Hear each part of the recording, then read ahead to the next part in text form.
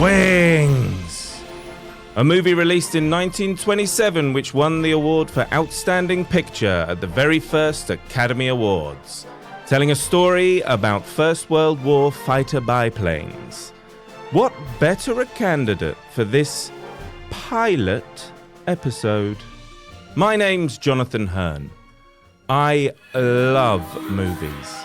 I'm interested in history, and I love Wikipedia.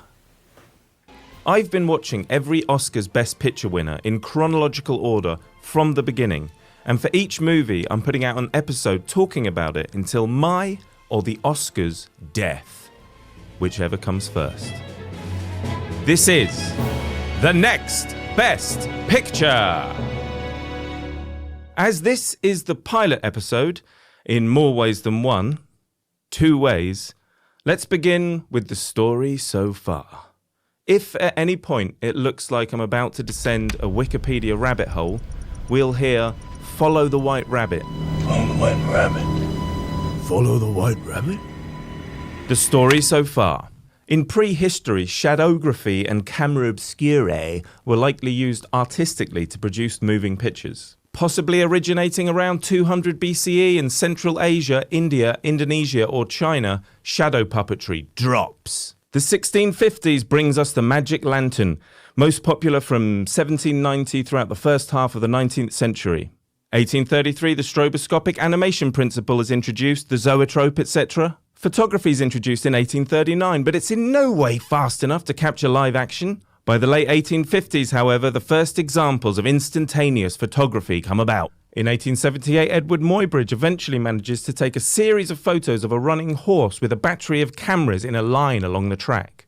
1888, Frenchman Louis Leprince uses his single-lens motion picture camera to capture the less than 3-second round hay garden scene in Leeds, UK, believed to be the oldest surviving movie.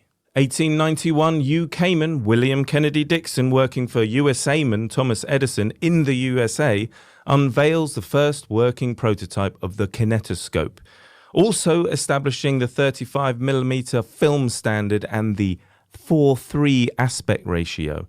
I grew up watching TV at that aspect ratio a century later. 1892, Frenchman Léon Bouly patents the cinématographe, a reversible device which both shoots and projects film, selling the rights and the name to the Lumière brothers in 1895. 1895, Frenchmen Auguste and Louis Lumière, the aforementioned Lumière brothers, give what was probably the first public presentation of projected film, La Sortie de l'usine Lumière à Lyon, employees exiting the Lumière factory, or exiting the factory. People were more excited by these moving black and white images than they were by still colour photographs also newly being presented. I tell you what, those Lumière brothers can perforate my film strip any jour of the semaine. Right, we basically have cinema now. All sorts of things happen. Static shots of events like a locomotive travelling at high speed towards the audience, apparently panicking them to the point of evacuation. Room and possibly bowels. This develops to camera moves and editing shots together. Filmmakers discovering, for example, that if you show a shot of someone looking out of a window, whatever you cut to next will be perceived as what they're looking at, within reason. In 1927, initiated by Louis B. Mayer of Metro-Goldwyn-Mayer, the Academy of Motion Picture Arts and Sciences is formed to mediate labour disputes without unions and improve the film industry's image. It was a company union as opposed to a trade union. Yellow socialism as opposed to red socialism. Yellow socialism being an economic system proposed in France in 1902 by Pierre Bétry. Follow the White Rabbit. Right, so these clowns have a banquet at the Ambassador Hotel in Los Angeles, a series of other meetings, bestow the first honorary membership to Thomas Edison, and eventually establish a voting system for a list of 12 awards of merit for distinctive achievement. The first Academy Awards is held on the 16th of May 1929 at the Hollywood Roosevelt Hotel. The audience is about 270 people. To help you visualize that, imagine 9 people sat around a table and then just multiply it by 30 at the Hollywood Roosevelt Hotel. This first ceremony honoured movies from the 1st of August 1927 to the 31st of July 1928. Lasted just 15 minutes, was the only ceremony not broadcast, and a ticket cost $5. In today's money, that's 0.002 Bitcoin, and I mean today's. The award for Outstanding Picture had 3 nominees. The Racket, crime drama, Silent, produced by Howard Hughes, Paramount Pictures. Seventh Heaven, romantic drama, sound on film though no audible dialogue, Fox Film Corporation. And Wings, which wins it and is what I'm supposed to be talking about.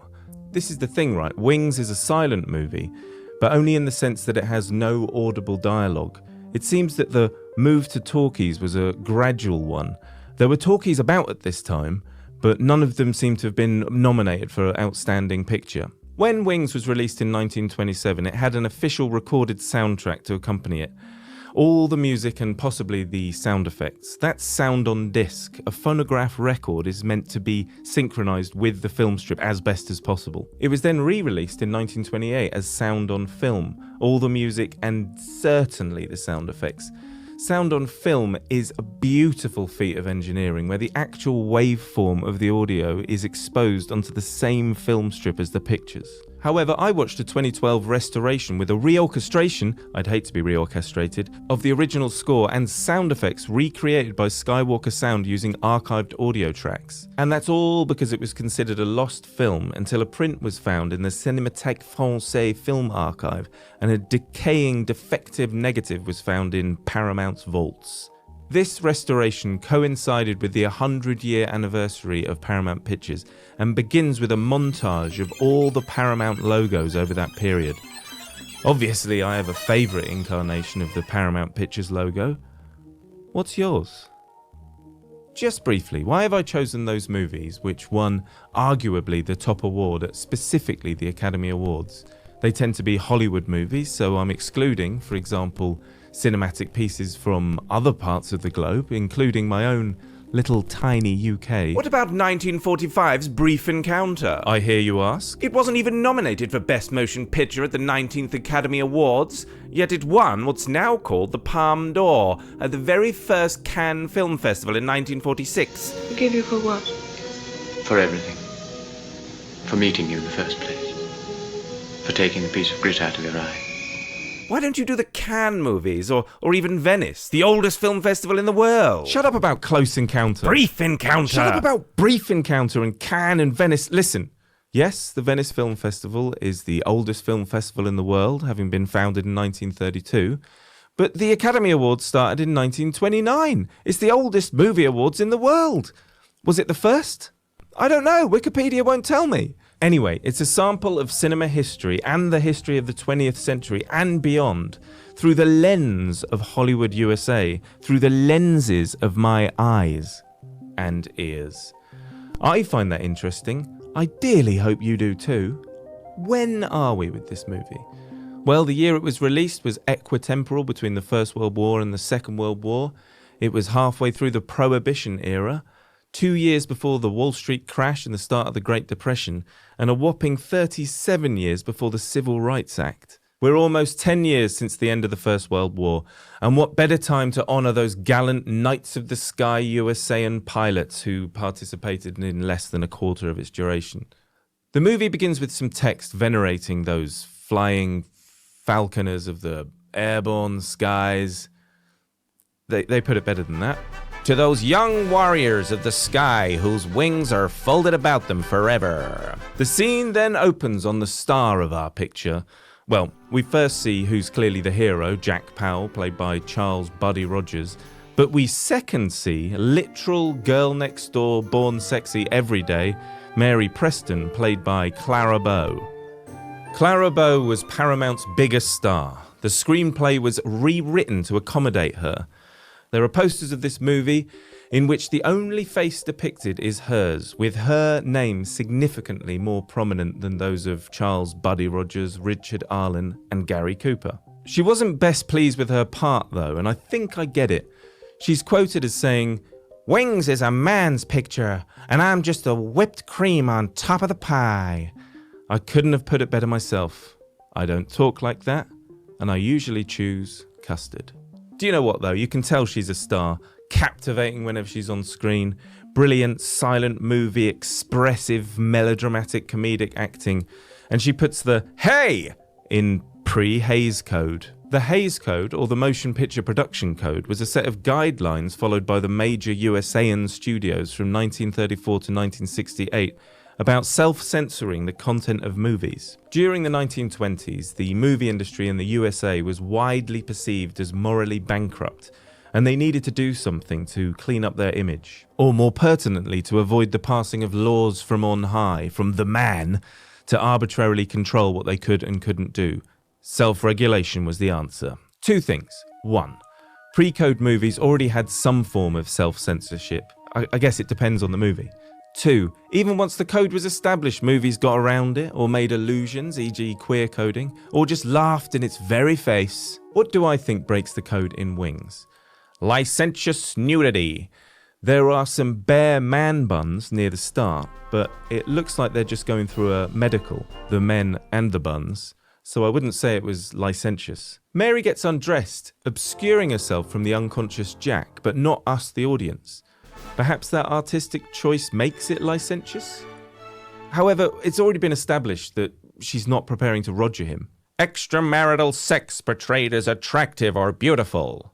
When the pilots take a break from the front line in Paris in the Folies Bergère, the blatant casual sex that's going on, the maximum I'd give its portrayal is light sinning. So yeah, it looks pretty attractive. Sexual perversion. I mean, what does that even mean anyway? I guess they probably meant what we think is really bad stuff. And yes, they included homosexuality. The swines, which shows up in one of my favourite shots without any clandestine queer coding. The establishing shot of Jack's decadence in the Folies Bergère is preceded by a card with written, "Here for men fresh from the front, whose minds carried the image of unutterable horrors. Here was forgetfulness." And then we're off. One long tracking shot over the tabletops revealing vignettes of life, two lesbian lovers doing a bit of face touching, a man and a woman looking furtively around, perhaps conducting an illicit affair, a man and a woman shouting in each other's faces, she throws a drink over him, and finally we see our hero, Jack Powell, wasted on champagne. Wings is a war movie. I've seen surprisingly few war movies. Examples of famous ones I haven't seen: Platoon, Full Metal Jacket, Saving Private Ryan, The Thin Red Line, Bridge on the River Kwai. That last one is a Best Picture winner though, so it's coming up. Those I've seen, for example, Star Wars, yeah? Like any dramatic piece, focus on specific characters, and the war itself serves as a backdrop for their story. Actually, Star Wars does also focus quite significantly on the Star War. Wings is mainly a buddy picture about buddies Jack Powell, played by Charles Buddy Rogers, and David Armstrong, played by Richard Arlen, going from rivals to buddies and fighting as fighter pilots in the First World War. Why do they start as rivals? Well, I think there's some sort of class thing, but mostly it's because there's a love triangle. This love triangle has 4 points, or people. You know what? I've never really understood what a love triangle is. This is basically a simple 4-node love network with 4 nodes, or people. It's painfully abundantly clear right at the beginning that Mary fancies the arse off Jack, and that he's oblivious. She helps him with his fancy automobile he's building, and even paints a shooting star on it. There's a tense moment where it looks like he's going to be pissed off about it, but he loves it. She uses this as an in to do some necking, saying, "Do you know what you can do when you see a shooting star?" Jack doesn't know. "Well, you can kiss the girl you love."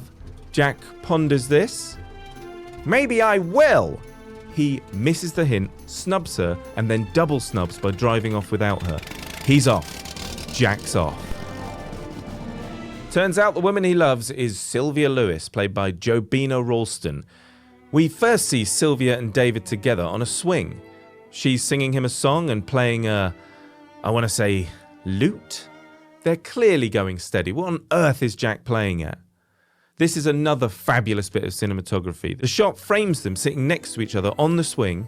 As it swings, the camera locked to the swing so that it's the background which is swinging. Was this shot in a studio in front of a projected background? That's usually pretty obvious, and this looks pretty seamless. Also, in the same shot, we see Jack drive up in the background, walk up behind Sylvia, and stop the swing. I'm reasonably sure that every shot in this movie is in camera, except for some bubbles and some fire, but I'll get onto those. Jack says, "Sylvia, I want you to have the first ride." All right, Jack, I thought this was about necking. Slow down. But no, of course he means his automobile. He physically drags her off the swing, she hops in the car, and they drive away. Jack's off again. David looks on from the swing, very likely livid. Mary fancies Jack. Jack and David fancy Sylvia. But are we sure that Sylvia fancies David? Yes. After Jack and David answer the call and sign up for fighter biplane piloting school, Jack visits Sylvia, interrupts her kissing a photo of herself, we've all done it, asks if he can take a photo of her with him, clocks aforementioned photo and makes the naive, arrogant assumption that she has it there for him. Alas, he's way off. Jack's off again. She was kissing a photograph of herself for David. We've all done it. She immediately explains all of this to David and about how she couldn't help feeling sorry for Jack. Yes, she in mere moments dispels any potential misunderstanding from David's perspective. I find that so refreshing. The number of movies I've watched exasperated by why a particular character doesn't just explain themselves. Dirty Dancing comes to mind, as it so often does. I see someone in front of me who got his partner in trouble and sent her off to some butcher. Poor old Mary, on the other hand. Jack almost forgets to say goodbye to her. Thankfully, though, she does get her opportunity to give him her photograph. It's not as demure as Sylvia's. It's of her excitedly riding what appears to be a tiny tricycle. It's adorable and hilarious. I guess that's intentional. Her part does seem to be quite comedic, and Clara Bow is great at it. There we go, the 4-node love network is established. Does it end up getting resolved? Somewhat. Also, it's possible David and his mum fancy each other. They share a lingering 3-second farewell kiss, but perhaps I'm being a repressed Brit. I mean, this is the roaring 20s after all. I mean, when the movie's from, not the 2020s. That's the rotting 20s, am I right? It's attributed to John Lely, the proverb, all's fair in love and war. Long the white rabbit. We've covered the love, now let's move on to the war. I have an inkling that one of the qualities a movie needs to win Best Picture is propaganda propagating the USA being great. Wings chronicles the USA joining the First World War and depicts its fighter pilots' expertise, courage and chivalry. Our two male main characters, along with a load of other young men, sign up to piloting school, and immediately one of the grumpy men in charge is aggressively and violently xenophobic towards a dude of German origin. But the punching fists towards him are stayed by him pledging his allegiance via his Stars and Stripes tattoo. Count the stars, 48. This predates the states of Alaska and Hawaii. This sends out the beautiful message that the USA welcomes everyone, as long as when it's suddenly at war with the country of your origin, you immediately tattoo the flag onto your bicep. This character is called Herman Schwimpf and is mostly just comic relief. He's played by vaudeville comedian L. Brendel, who began his career playing a German character until Germany sank the RMS Lusitania, triggering an anti-German sentiment. He then went on to create a good-natured Swedishman character. Long the white rabbit. The comic moments featuring Herman are naturally physical comedy, mostly him being physically hurt or humiliated by the brute who trains these lads, who seems to take an immediate dislike to him. Well, maybe he shouldn't have sank the RMS Lusitania. Talking of cruelty and violence, the climax of the rivalry between our two male main characters, Jack and David, comes during this training section. I say rivalry. Jack, apparently the main character, the one with whom we're meant to empathise, the one through whose eyes we're meant to mainly experience this story, has a massive problem with David, and there's absolutely no sign of it being reciprocated. In fact, that's made clear with a card with written, "Through all the grind of training, Jack's dislike for David increased day by day."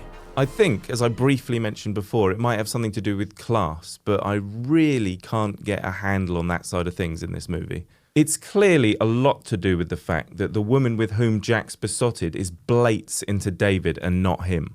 Perhaps conflict makes you anxious. Well, drama is conflict, so get used to it. But don't fret, as this particular conflict resolves reasonably quickly. I don't mean the conflict of the latter stages of the First World War.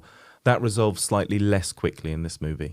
All the lads put their hats on the grass and copy the exercises performed by their instructor. It's hands on hips bird pose, drop to frog pose, then kick legs back to tadpole pose. It's reverse evolution, and then forwards again. At each transition to tadpole, Jack aims his foot at David's hat, writing it off. David isn't best pleased with this, saying, "Hey, Powell, lay off my hat." Things immediately escalate as next up is group boxing time. They all put on massive boxing gloves and pair up. David and Jack are in a pair and start wailing on each other. Pretty soon, everyone else abandons their sparrings to encircle them and cheer them on, for some reason. Jack is clearly winning and eventually knocks David to the ground, and he's very nearly out for the count, but he struggles back to his feet to carry on. This is clearly a poignant moment for Jack, who I guess sees this as evidence of David's mettle, saying, "Boy, you're game!" They hug, everyone cheers. That's basically the rivalry over. They're now firm buddies. I must point out a cool detail at the beginning of the training montage. There are shots of people sitting in early rudimentary flight simulators. I believe the contraption is called a Ruggles orientator, or more colloquially, a bathtub. Apparently invented by a guy called William Guy Ruggles. If you find anything about him or it on Wikipedia, you have me to thank for putting it there. They sit in a little cockpit in a gimbal and get spun around to their little heart's content. I believe all this stuff is pretty authentic. Wings was shot at Kelly Field, San Antonio, Texas, at the end of 1926 and the beginning of 1927, an Air Force base actually used during the First World War. I would love to interview someone or some many who were involved in this production, so I'm delighted to be joined by a medium. Thank you for having me. I'm a large. Really? No, I'm a medium too. Thank you for joining me. Thank you for having me. Have you the power to communicate with anyone involved with the production of the 1927 motion picture Wings? I'm getting something. Yes, there's someone in the room with us. What is it? It's Second Lieutenant Clarence S. Bill Irvine of the 1st Pursuit Group. Director William A. Wellman's advisor when shooting the aerial footage? The very same, he's saying. Thank you for joining us. Thank you for having me, he's saying. What's he saying now? He's saying, I was responsible for engineering an airborne camera system to provide close-ups and for the planning of the dogfights. And when one of the pilots broke his neck, I performed in one of the battle scenes myself. Wow, those aerial shots are fantastic and remind me of Star Wars. He's saying, Star Wars? The 1977 motion picture which popularised having no credits at the start and won the most awards at the 50th Academy Awards, yet not Best Picture, so you'll have to watch Annie Hall instead. The very same. I'll have what she's having. That's When Harry Met Sally. I have so many questions for him about working on Wings. What was it like? He's saying, it was a privilege to be involved, a lot of hard work, but ultimately rewarding. Some excellent insights there. Thank him for his time.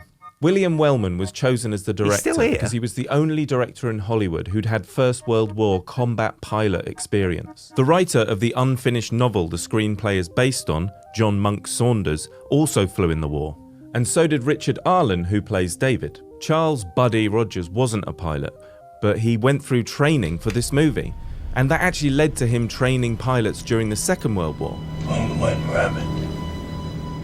There are so many cockpit shots of both actors actually in planes in the air. Like I said before, everything in this movie is in camera. Everything, that is, except for good old visual effects. I'll mention 2 examples of visual effects. Jack, tanked up on champagne in the Folie Bergère, hallucinates loads of bubbles emanating from the aforementioned sparkling wine from the Champagne region of France. Pretty bubbles in the air. My guess is these weren't done in camera using something like Pepper's Ghost, as they're too orchestrated and cartoony. I'd hate to be orchestrated. Blates they were added in post, animated bubbles added in post. At one point, Jack pops a huge one around his head. Was that the inspiration for space helmet design? I just don't know. Machine gun muzzle flashes and fire during the dogfight scenes were effectively painted on the film in post using the hand-Schiegel colour process. Though the process is a little more refined than that, please don't picture someone with a paintbrush painstakingly hunched over the master copy of the film. It was probably over a copy. Something I can't ignore about these effects is that they're full colour, whereas the rest of the movie is monochrome. It's a little jarring, but also quite exciting. And a little sad. It leads me to believe that almost always the reason for a movie to be monochrome is down to resources. Next time you watch one, keep in mind that they wanted it to be colour. The poor blighters. A quick disclaimer, I already revealed that I watched a restoration of Wings, which means that probably all of the visual effects were redone by Technicolor Creative Services. On the White Rabbit. I just have to assume that what I've seen closely matches what the 1927ians saw. Oh, and Skywalker Sound did the sound effects. I've mentioned Star Wars a couple of times like it's my favourite movie. Of course it's not. It's really lame to say that. For a time, I thought Jon Favreau's Swingers was my favourite, but as of this recording, I think I've landed on Singing in the Rain. No, Wings. Of course, Wings. Where are my manners? Yes, anyway, Star Wars. It's reasonably well known that Industrial Light and Magic had such a wicked time in the desert blowing stuff up that they didn't have any special effects shots ready for an early screening of Star Wars.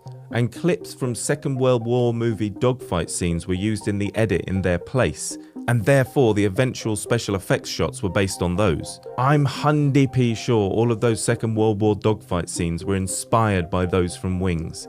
That's why I keep going on about Star Wars. Star Wars comes almost directly from Wings. There, I said it. And the dogfights are incredible. Cockpit shots, biplanes flipping around, machine guns firing and making holes in fuselages. I'm also reasonably sure that the British historical sitcom Blackadder Goes Forth used this as reference for the fighter biplane scene in episode 4 Private Plane, guest starring my ultimate hero Rick Mayall as Lord Flashheart. But that's by the by. Plane. But what of our star, Clara Bow? What's Mary up to during the war? Was Clara Bow the inspiration for the visual design of the 1930s cartoon character Betty Boop? Possibly, though Max Fleischer actually asked for a caricature of singer Helen Kane, who filed an infringement lawsuit. On the White Rabbit.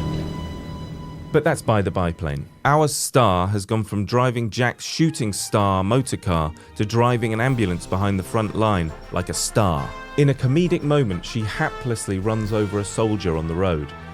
That's a comedic moment. He's fine, but he pretends to be injured, so she'll attend to him because he fancies her.